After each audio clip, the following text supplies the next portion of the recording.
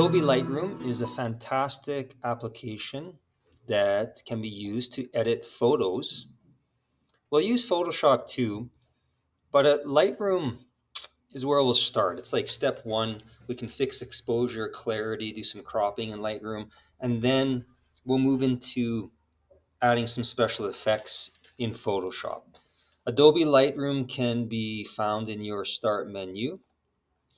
And as long as you're logged into your Adobe account, it should open up for you. It's going to look something like this. First thing you're going to want to do is add a photo. So I'm just going to go through a really basic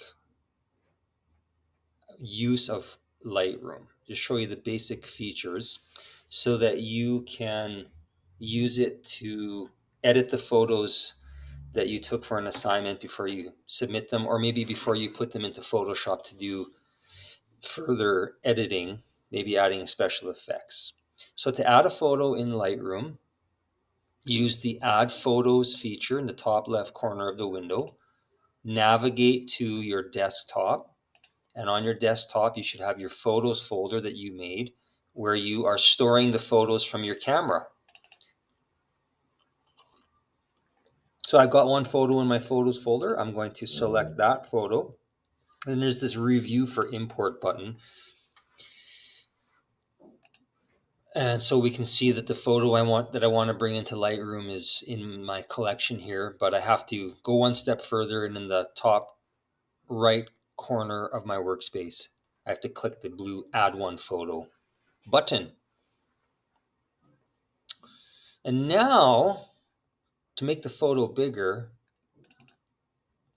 there, okay. I don't know if it was me that double clicked to make it bigger, or I just had to be patient. When you add more than one photo, you'll see all of them down in a collection, like kind of a thumbnail strip at the bottom of your workspace. But I just added the one photo, so that's all we're seeing down at the bottom of my workspace. Okay, I want to draw your attention to the far right side of the workspace. There's some panel shortcuts along the far right edge. So if I click on the top icon, I can use these features to edit lighting and optics. Even before I do that though, maybe I want to click on the second from the top icon, which is responsible for cropping. So you're familiar with cropping, I'm sure. I'm getting all these pop-ups, which you probably will too. But cropping can enable the photographer to tweak the initial framing that he or she established when they were looking through the viewfinder. Okay, so I mean, it's pretty self-explanatory, but once you finish with your crop, if you just double click the photo, the crop will essentially take effect. Okay, but back to the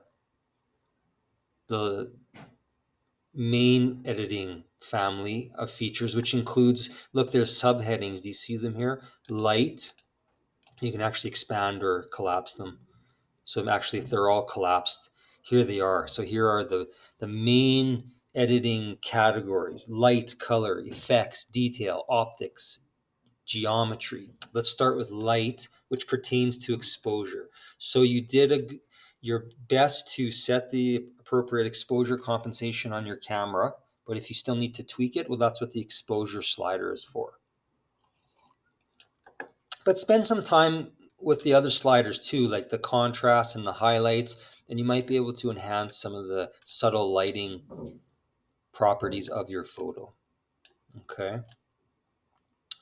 Once you're satisfied with what you've done with light, have a look at the color subcategory. And with color, you can use the saturation slider to desaturate colors to give the photo maybe a more of a low intensity, kind of faded old look, or maybe you want to saturate the colors. But I would encourage you to not oversaturate the colors. You don't want to make your photo look synthetic. Okay, but the vibrance and the temperature can really be useful editing features. Sometimes when photos are taken indoors, the incandescent lights give the photo too warm of an appearance, and so you might want to cool it down with the by moving the temperature slider into the blue zone, or vice versa. Maybe you want to warm it up by moving it into the warm zone. That's color.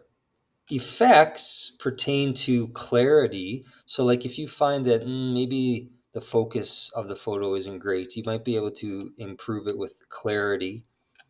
And you might be able to fix some of the graininess of the photo with the grain slider. Grain pertains to the lighting artifacts and the electrical components that are picked up in the photo from the camera. Electrical grain and lighting artifacts. All right, that's effects. Detail. Sharpening is a nice feature which will also enable you to improve some focus if the image, especially your focal point, is not in sharp focus. And then optics.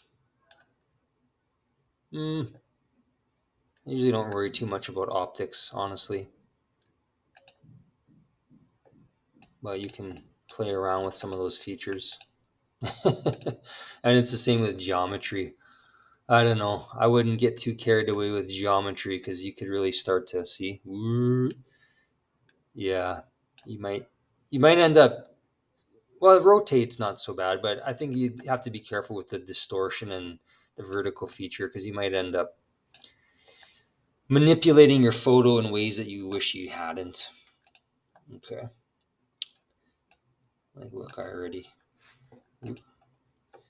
already kind of made some boo-boos to my photo that I wish I hadn't, so I have to go back to geometry and just fix the vertical maybe. Remember that if you make some edits that you wish you hadn't, there's always the edit undo feature. So sometimes you might just have to step back. Because a big part of editing with applications that you're not familiar with is just playing and experimenting. And so you'll take the time to do that. But thankfully there's the edit undo feature. Once you're satisfied with your edits and you're ready to export the photo, go to File, Export, and under the file naming feature on the far right side of the workspace, you can give the image a custom name, which I recommend you do so that you don't get it mixed up with your original photo.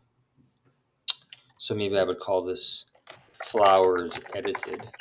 And then the other thing that you can do to stay organized, so okay, once I'm done with my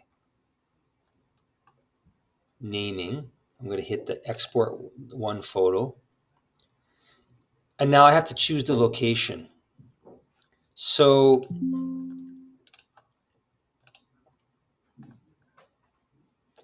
if you haven't already done so, within the Photos folder on your desktop, you should have a subfolder. So to do that, I'm inside my Photos folder. I'll go out of it just so you see. Here's my Photos folder on my desktop. Double click to go inside the folder. There's my one photo. Right click anywhere in the white space and choose New Folder. And I'm going to call this subfolder Edited. That's the name of it.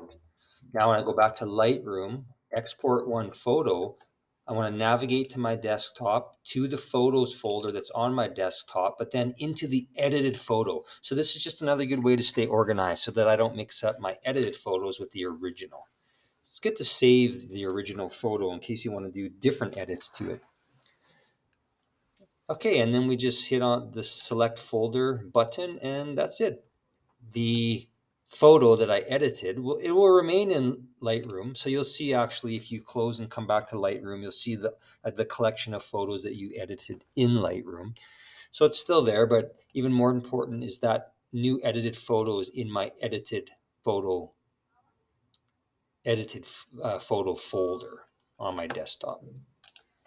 So that's just the basics in Lightroom. So use it to edit your photos once again before you submit them, or maybe before you then send them to Photoshop in order to do further editing that would involve some special effects.